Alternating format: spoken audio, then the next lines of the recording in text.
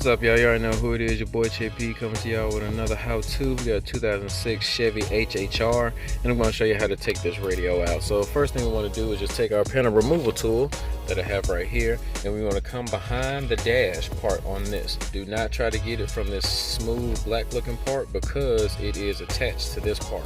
Come on this end, and it's only held in by clips. You'll get a little leverage, and the top will actually probably come off first, and then everything else just kind of comes off like that.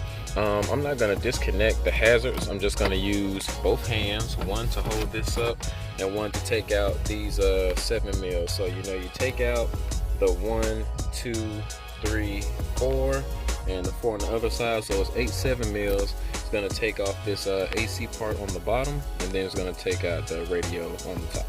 I'm taking out those 4 7s, that's what dropped the AC. Now I got 4 more 7s that'll take the radio out.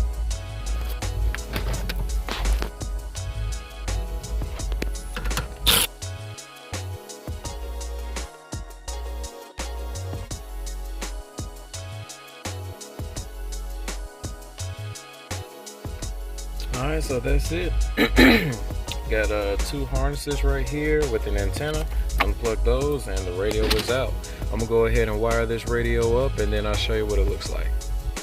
Alright guys, so we went with the single DIN instead of the double in here, but this is how it looks when it's all put together.